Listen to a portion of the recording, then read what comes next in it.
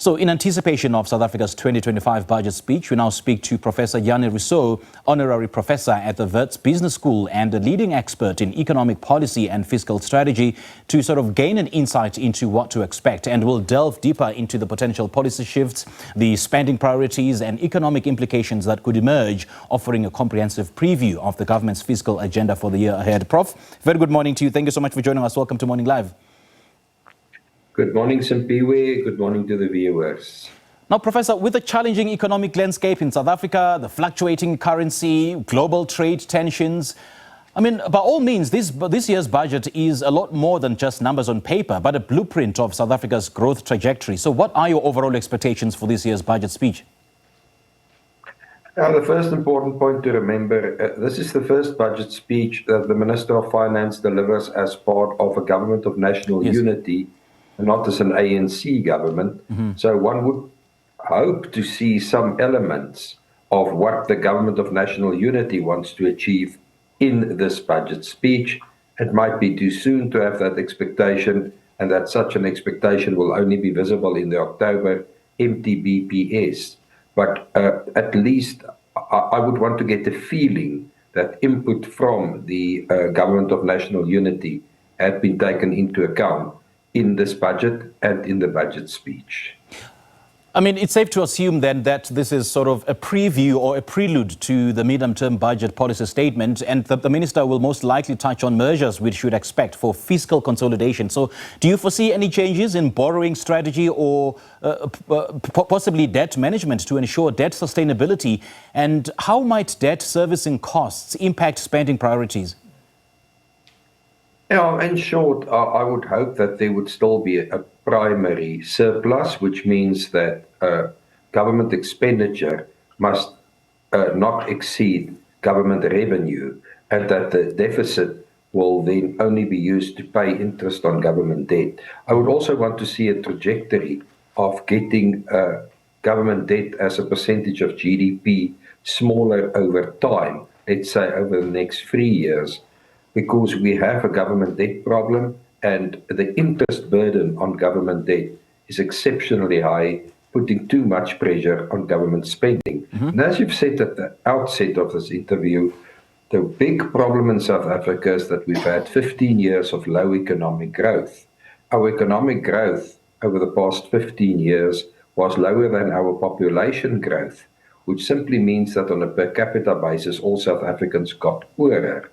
And the ANC government had no plan to get South Africa onto a higher growth trajectory. And we want to see now whether the government of national unity has plans to get us onto a higher growth trajectory.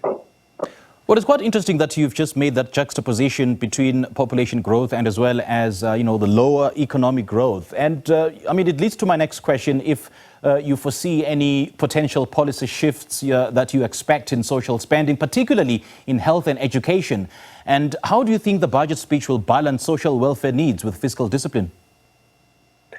Well, if we see more expenditures on education or on health, it leaves the government no option but to increase the tax burden on South Africans.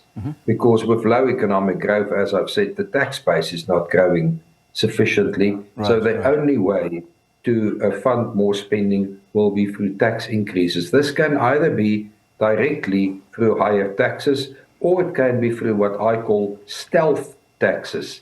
And the best example of stealth taxes is a lack of adjustment for inflation in terms of tax tables. We saw that in the February 2024 budget. We can see that again in this budget. The technical word that economists use for that is bracket creep.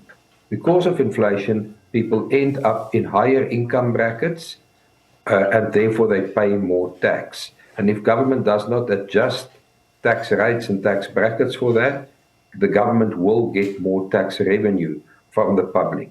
So that is one of the stealth taxes that we should be aware of. And speaking of stealth taxes, I mean, we could read it from the same lens with infrastructure investment. And on that private sector participation front, President Ramaphosa, in his State of the Nation address, announced a 940 billion rand injection into infrastructure development over the next 3 years. How can government then enhance private sector participation in infrastructure development? I mean, put simply, Professor, what policy or regulatory changes could incentivize private investment? Number one is to get rid of corruption, get rid of state capture. For instance, we know that we have a building mafia that makes it difficult to get building projects off the ground, where people, where mafia-type operations derail these projects and demand payments from the construction industry. Get rid of that. Get the police to work and to get rid of that. Get rid of corruption. Do not have corrupt cabinet ministers. Get rid of corrupt cabinet ministers. Send a strong example to South Africans that corruption is not okay. Up to now, we've not seen from the ANC strong indications that corruption is not okay. And in the government of national unity, there are also rumors of corrupt cabinet ministers, and we do not see action against such cabinet ministers. So, number one, we need to protect investors against mafia-type operations, as I've explained. We need deregulation in our economy. We need to make it more attractive for foreigners to invest in South Africa. There are many international investment destinations, and South Africa competes with those investment destinations. I'm also of the view that Black Economic Empowerment, BBBEE, has run its course after 30 years after democratic election. In my view, we need to replace that with what I call BEST or BEST, Black Economic Skills Transfer. We need to see skills transfer, not simply empowerment initiatives where in some instances so-called empowered parties just walk away with some money without any skills transfer to take the economy to a higher growth trajectory in the future. We urgently need skills transfer to enable all South Africans to participate in the economy we envisage for the future. At this moment, through BEE, what we see is a small group of people getting very wealthy with large unemployment, large poverty, and BEE not benefiting large groups of South Africans with an unemployment rate of over 30%. So the current policy is clearly not working. We need a policy rethink. And for me, that policy rethink is a focus on skills transfer to enable people who are currently excluded from the economy to get inclusion in the economy. Well, Professor, the Black economic skills transfer that you're punting is a very loaded subject, and I suppose it needs a separate conversation on its own. But in the interest of time, I want us to talk about, the foreign policy model. I mean, that U.S. President Donald Trump signing executive orders that heralding the cutting of aid to South Africa remains a big talking point, at least on the foreign policy front. How do you see global economic trends, especially in the United States, impacting South Africa's budgetary decisions? Well, in short, South Africa have to protect at all cost its export benefits in terms of AGOA. We export agricultural products and value-added products, for instance, through motor manufacturing to the US under AGOA under very beneficial conditions.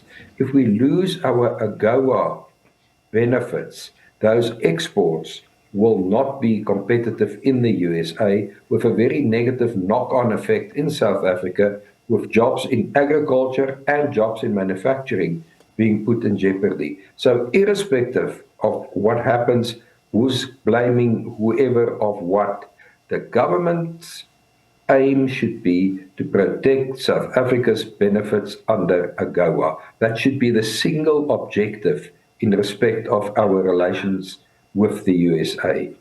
All right, Professor, great chatting to you. Thank you so much for joining us. We do appreciate your time. Well, the 2025 budget speech is anticipated to sort of outline the measures aimed at fostering economic growth, ensuring fiscal sustainability, and of course, addressing structural challenges that he just mentioned. Economists will scrutinize the proposed policies to evaluate their potential effectiveness in achieving these objectives. So joining us virtually was Professor Jannie Rossouw, the Honorary Professor at the Wits Business School and a leading expert in economic policy and fiscal strategy, just helping us gain insight into what to expect.